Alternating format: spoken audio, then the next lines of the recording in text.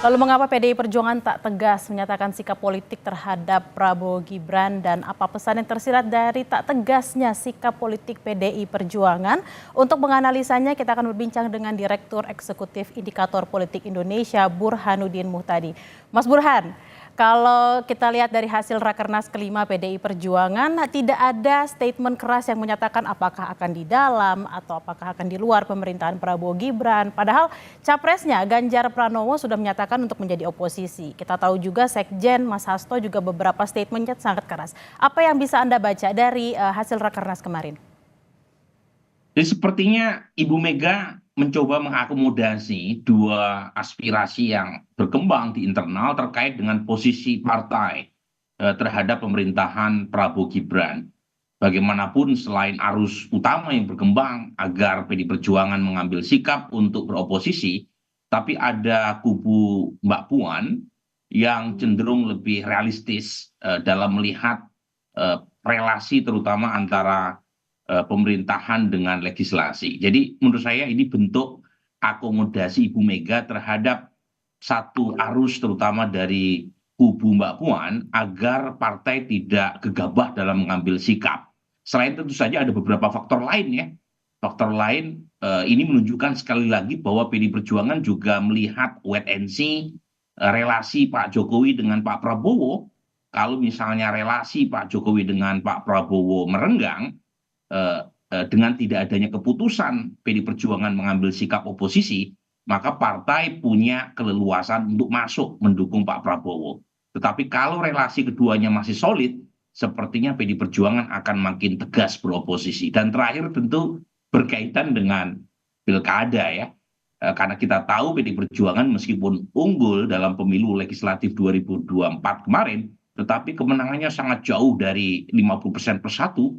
Dan dalam konteks di mana pilkada mensyaratkan minimal 20% kursi di DPRD, PD Perjuangan membutuhkan banyak koalisi dengan partai lain di luar dari PDIP, dan itu ada di partai-partai pemerintah. Kalau misalnya seandainya nih Mas, seandainya dalam waktu dekat kemudian ada pertemuan antara Prabowo dan juga Bu Mega ini terjadi, yang sebelumnya sudah direncanakan dari sebelum-sebelumnya hingga setelah Rakernas pun belum ada kepastian kapan akan mereka bertemu. Lalu seperti apa Mas? Apakah akan mungkin terjadi pertemuan-pertemuan tersebut dan apakah arah partai apakah akan di dalam atau mungkin nanti akan berkoalisi dalam pilkada tercapai? Ya, pertemuan tersebut saya kira sangat tergantung dengan premis utama saya tadi, Bella, yaitu apakah relasi Pak Prabowo dengan Pak Jokowi masih solid atau tidak. Kalau misalnya ada tanda-tanda merenggang, saya kira pertemuan Pak Prabowo dengan Ibu Mega akan semakin cepat terjadi. Karena masalah utama Ibu Mega itu kan bukan dengan Pak Prabowo, tetapi dengan Pak Jokowi. Dan Rakernas sekarang menegaskan soal itu. Meskipun lagi-lagi ada ambiguitas sikap partai ya. Narasi yang dipakai adalah narasi semacam oposisi ya, mengkritik Prabowo Gibran sebagai pasangan yang bertentangan dengan konstitusi, ya, anak haram konstitusi, tetapi saat yang sama masih membuka opsi untuk bergabung dengan Prabowo Gibran. Ini kan satu ambiguitas sebenarnya. Selain tentu saja adalah kita tahu gitu ya bahwa sampai sekarang PD Perjuangan juga belum mencabut menteri-menterinya yang berada di kabinet Pak Jokowi. Jadi sebenarnya ini menunjukkan sekali lagi betapa PD Perjuangan cukup fleksibel meskipun keras narasi yang dipakai sejak menit pertama Rakernas dimulai sampai ditutup, tetapi mereka juga masih melihat situasi. Kalau istilah Ibu Mega, faktor politik dipertimbangkan. Jadi istilahnya saya perlu memainkan situasi. Itu kan statement verbal dari Ibu Mega yang lagi-lagi menunjukkan sikap partai terkait dengan posisi partai, posisi PDI Perjuangan terhadap pemerintahan ke depan itu tidak semata hitam putih, tetapi juga banyak abu-abunya. Mas Burhan, jika memang tidak ada perbaikan hubungan antara Presiden Jokowi dan juga Bu Mega, lalu kemudian bergabunglah PDI Perjuangan ke dalam koalisi Prabowo Gibran. Bagaimana dengan check and balances yang diwacanakan dalam Rakernas? Berkali-kali diucapkan apakah kemudian PDI bisa dirangkul Gerindra, kemudian di hasil Rakernas juga ada yang mengatakan soal check and balances terutama untuk beberapa kebijakan-kebijakan ke depannya. Nah itu saya termasuk orang yang menyayangkan mengapa PD Perjuangan dalam Rakernas kemarin tidak mengambil sikap tegas terkait dengan positioning partai, terutama terhadap pemerintahan Prabowo Gibran dan pemerintahan Jokowi sekarang. Jadi karena narasi utama yang dihembuskan oleh PD Perjuangan, terutama sejak Prabowo menggandeng Gibran, itu sudah tegas. Dan narasi itu dibawa sampai sekarang, yaitu perlunya checks and balance, perlunya kontrol terhadap kekuasaan. Sesuatu hal yang menurut saya patut kita apresiasi kalau PD Perjuangan solid ya, dan komit untuk menjalankan posisi yang sangat terhormat dalam demokrasi ini. Karena kita tahu sistem demokrasi kita, sistem partai kita itu terlalu fleksibel, terlalu lunak, maka perlu sikap tegas, terutama ketika banyak sekali partai-partai yang kalah sekalipun dalam proses pilpres, itu rame-rame mengantri untuk masuk ke dalam kekuasaan. Diperlukan penyeimbang kekuasaan, dan itu ada di tangan PD Perjuangan. Dan kalau misalnya PD Perjuangan tegas mengambil sikap itu enak sekali kita menitipkan agenda terutama isu-isu yang bertentangan dengan demokrasi dan hak asasi manusia. Misalnya sekarang muncul terkait dengan isu berkaitan revisi undang-undang penyiaran yang membuat ya media sulit untuk melakukan jurnalisme investigatif, kemudian juga revisi undang-undang MK dan banyak sekali isu yang menurut saya perlu disuarakan oleh partai dengan kekuatan yang cukup di parlemen, dan itu ada di tangan PD Perjuangan.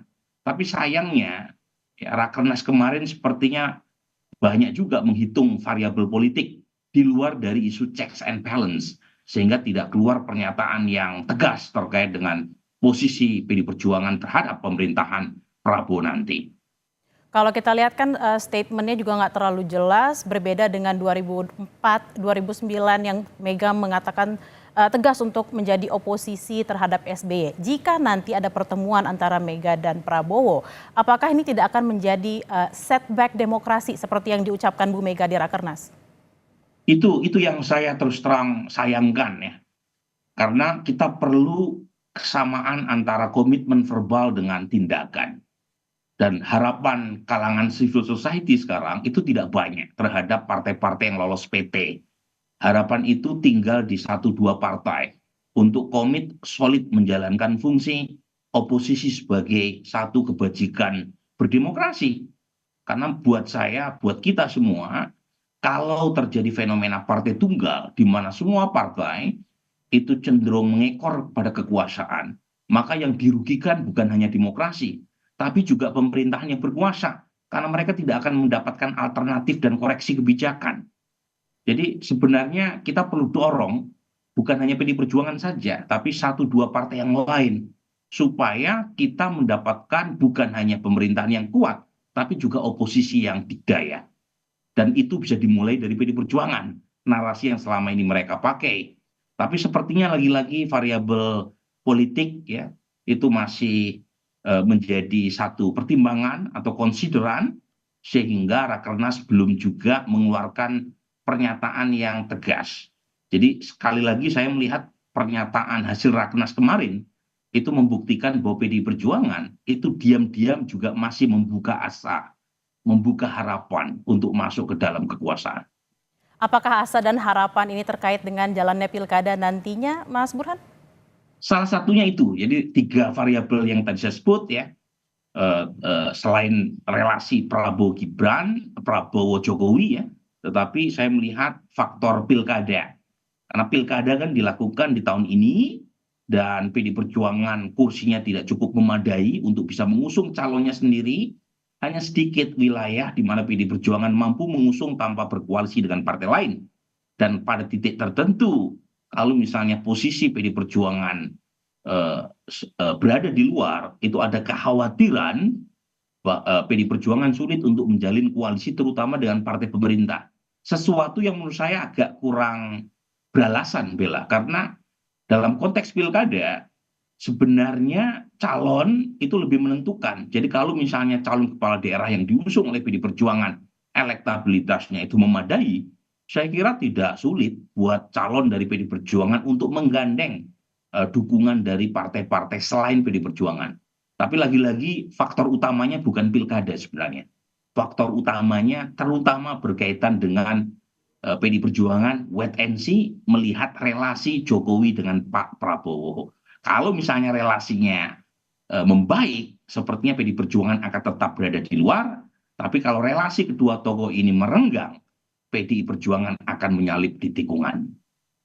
Baik, terima kasih Mas Burhan. Kita akan wait and see apakah hubungan antara Bu Mega dan Jokowi atau Bu Mega juga dengan Pak Prabowo ke depannya seperti apa. Mari kita tunggu bersama. Terima kasih Mas Burhanuddin Muhtadi, Direktur Eksekutif Indikator Politik Indonesia. Selamat siang.